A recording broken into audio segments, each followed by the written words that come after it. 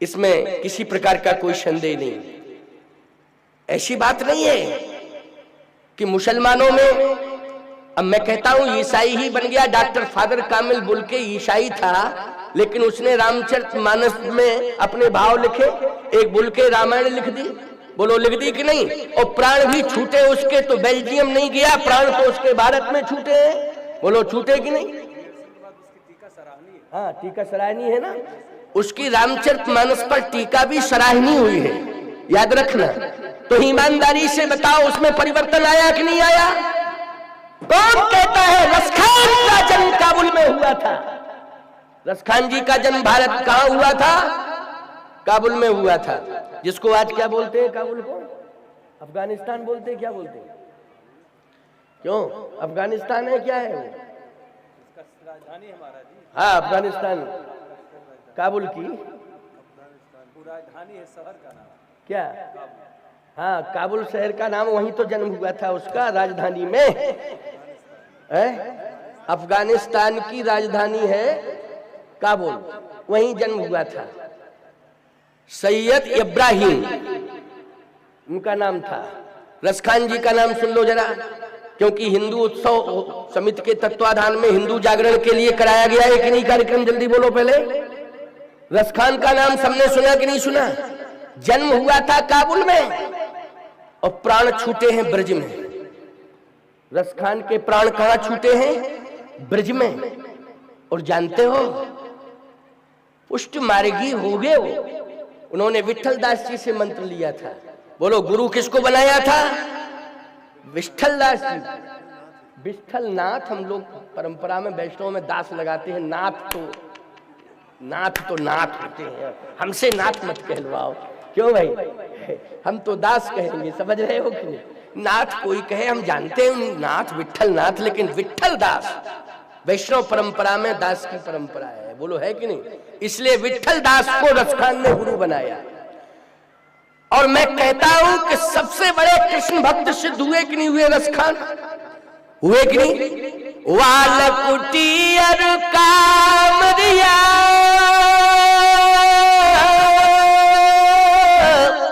पराज तिहुपुर को तजदारो।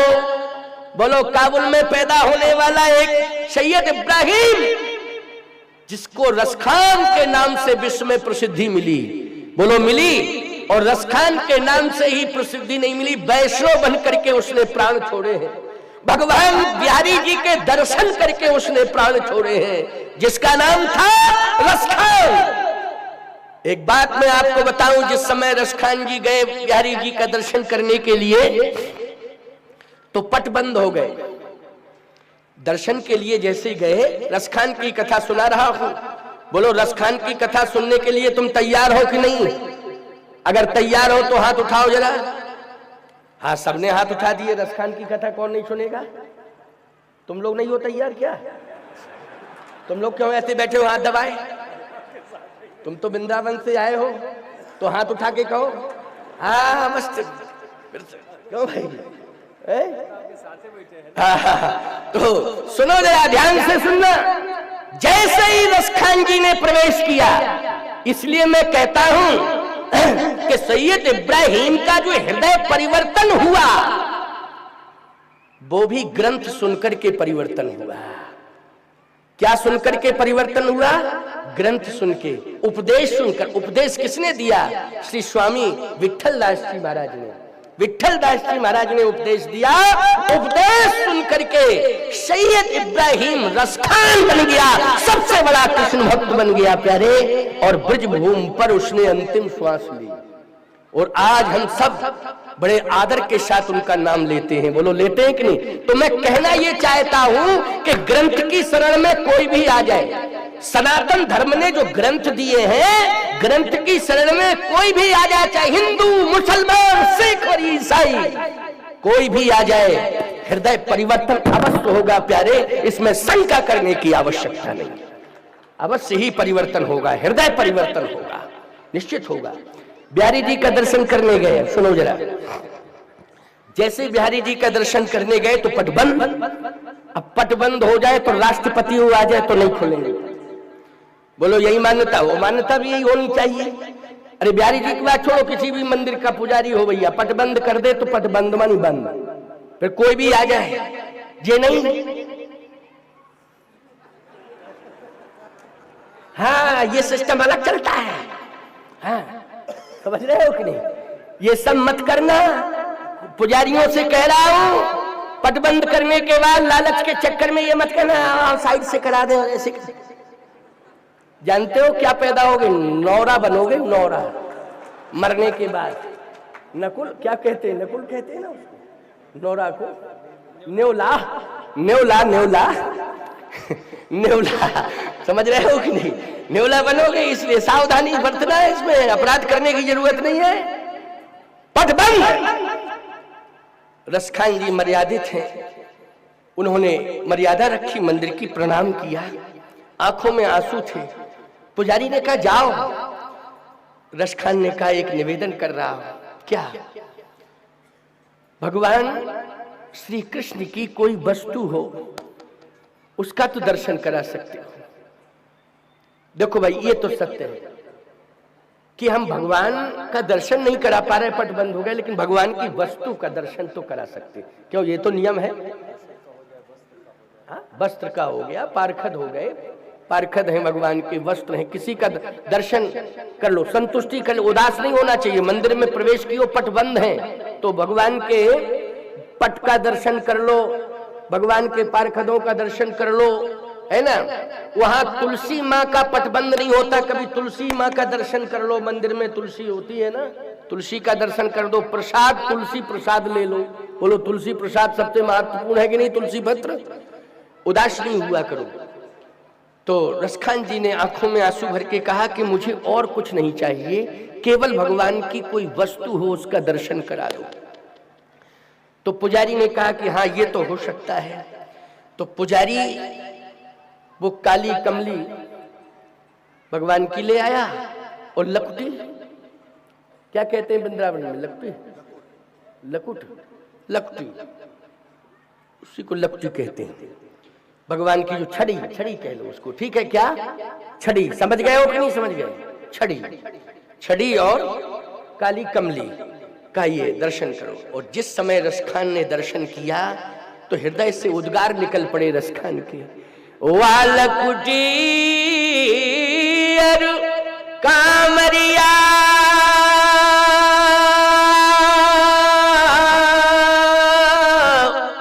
पराज तिहुपुर को तजदारो। रसखान कहता है मैं त्रिभुवन का राज निछावर कर रहा हूं, त्रिभुवन का राज तिहुपुर को तजदारो। त्रिभुवन का राज किस पर? कृष्ण की कमली पर और कृष्ण की लकुटी छड़ी पर। तो पुजारी कहने लगा एक बात बताओ, कृष्ण से भी ज्यादा महत्वपूर्ण है ये? तिहुपुर को, भगवान के ऊपर तीनों लोगों का राज्य निछावर करो। ये चार आने की छड़ी और चार आने की कमली, इस पर तीनों लोगों का राज्य निछावर कर रहा है। क्या नाम है तेरा? कहा मेरा नाम रसखान है। अच्छा अच्छा, रसखान तुम ही हो, तीनों लोगों का राज्य निछावर कर रहे हो, चार आने की छड़ी और चार आने की कमली। रसखान ने कहा पुजारी जी अगर आपके पास समय हो तो मेरे 2 मिनट विचार सुन लो। देखो एक रसखान बोल रहा है जिसका काबुल में जन्म हुआ था, सैयद इब्राहिम जिसका पूर्व नाम था, वो रसखान की बात मैं आपको बता रहा हूं। ग्रंथ ने हृदय परिवर्तन कर दिया, संत की वाणी से हृदय परिवर्तन हो गया। विठल दास जी महाराज की वाणी ने सैयद इब्राहिम को रसखान बना दिया है प्यारे, रस की खान बन गया है वो, भक्ति रस की क्या बन गया? खान। खान जानते हो क्या होता? खदान। खदान, खान मानी खदान भी होता है कि नहीं होता है? बोलो। रस खान का अर्थ जानते हो क्या हुआ? रस खान का अर्थ है भक्ति रस, कृष्ण रस की खदान, कृष्ण रस की खदान। खान मानी क्या होता है? खान मानी खदान। जैसे मिट्टी की खदान, कोयले की खदान, हीरा की खदान, सोने की खदान, ये खदानें होती हैं कि नहीं है? तुम्हारे खेत गेहूं की खदान। बोलो तुम्हारे खेत किसकी खदान है? गेहूं की खदान है, धान की खदान है। बोलो धान निकलता कि नहीं निकलता है, गेहूं निकलता कि नहीं निकलता है।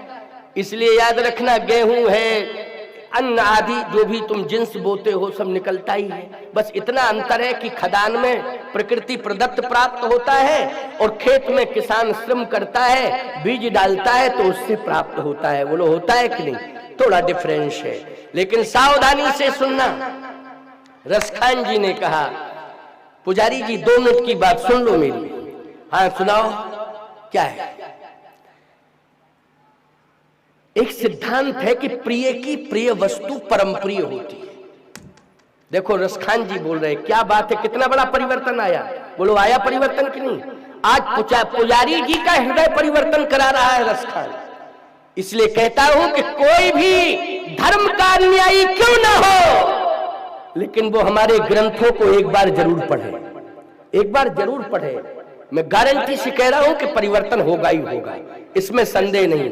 लेकिन आज जो भ्रम हो रहा है, आज दूरियां बन रही है, जो हिंसा की प्रवृत्ति पनप रही है, जो प्रतिशोध की आज प्रतिशोधात्मक प्रतिक्रियाएं हो रही है समाज में, केवल दूरियां होने के कारण, नासमझी के कारण और संकीर्ण विचारधारा के कारण। किसके कारण? संकीर्ण विचारधारा के कारण। आइए तो देखो हृदय परिवर्तन होता है कि नहीं होता है। अभी अभी की बात मैं आपको बता रहा हूं, ईमानदारी से बताओ। राज मोहम्मद नाम का रामायणी राजेश्वरानंद बन गया। प्यारे, कितनी सुंदर राम कथा सुनाई। बोलो भाई, बोलो बोलो, गलत कह रहा हूं क्या मैं? अभी अभी की बात है, 2 साल पहले शरीर छूटा है, 2 साल पहले शरीर छूटा है। बोलो क्या किया था? उसके पिता ने केवल संत के पास भेज दिया, स्वामी अविनाशी राम के पास।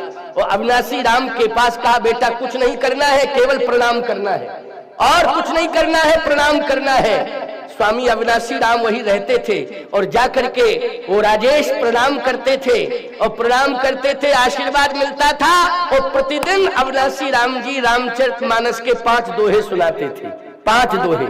बोलो ईमानदारी से, उन 5 दोहों ने विश्व प्रसिद्ध रामायणी बना दिया कि नहीं बना दिया? जल्दी बोलो। इस ग्रंथ में कितनी बड़ी ताकत है? बोलो है ताकत कि नहीं? इस ग्रंथ में बहुत बड़ी ताकत है। इसलिए मैं कहना चाहता हूं कि चाहे हिंदू हो, चाहे मुसलमान हो, चाहे सिख हो, चाहे ईसाई हो, मैं कहता हूं नानक जी जैसा राम भक्त होगा कोई दुनिया में? बोलो नानक जी जैसा राम भक्त कौन है दुनिया में? नानक की वाणी सुनो जरा, तो राम सैकड़ों बार, हजारों बार राम शब्द आया है। गुरु ग्रंथ साहब में आप गुरुवाणी सुनिए तो हजारों बार राम नाम आया है। बोलो ये राम नाम किसने दिया है? राम नाम क्या किसी का व्यक्तिगत है? मैं आपसे पूछना चाहता हूं। और नानक जी को उच्च कोटि का संत बना दिया। आज वो गुरु ग्रंथ उनका प्रसिद्ध हो गया है। बोलो हो गया है प्रसिद्ध कि नहीं? लेकिन ग्रंथ के पास जाना पड़ेगा, संतों के पास जाना पड़ेगा। दूरियां बनाने से काम चलने वाला नहीं है, इसलिए दूरियां दूर कर दो, पास में आओ। हम तुम्हें शिक्षा देंगे, ज्ञान देंगे। जो तुम भ्रमित हो रहे हो उस भ्रम को हम दूर करेंगे, और उस भ्रम को दूर करके तुम्हें याद रखना इंसान ही नहीं, तुम्हें ऐसा ज्ञान देंगे कि तुम भगवान बन करके पूजे जाओगे समाज में। लेकिन मेरे पास आना पड़ेगा, तुम्हें जुड़ना पड़ेगा मुझसे। बोलो जुड़ना पड़ेगा कि नहीं? मेरे पास में ही नहीं आओगे तो फिर याद रखना, फिर गारंटी नहीं है। फिर तो है नहीं। इसलिए ध्यान से सुनो मेरी बात को। आओ, सिद्धांत है क्या कि प्रिय की प्रिय वस्तु परम प्रिय होती है। पुजारी जी ने कहा हाँ, ये सिद्धांत तो है कि प्रिय की प्रिय वस्तु परम प्रिय होती है। जैसे माँ बैठी है, माताएं बैठी हैं। अच्छा, माँ को प्रिय होता है बेटा, सबसे ज्यादा प्रिय संतान होती, चाहे बेटा हो चाहे बेटी हो। संतान की बात कर रहा हूं। माँ को प्रिय होता है बेटा, यानी संतान, बेटा। अब माँ को प्रिय बेटा है, लेकिन बेटा गया है बाहर। माँ को पता है कि बेटा 10 दिन बाद लौटेगा, लेकिन माँ इस बात को भी जानती है कि मेरे बेटे को रसगुल्ला प्रिय है। और माँ को रसगुल्ला मिल गया और बेटा गया बाहर और माँ सोच रही है कि ये रसगुल्ला बेटे को प्रिय है इसलिए रसगुल्ला बेटे को खिलाऊंगी।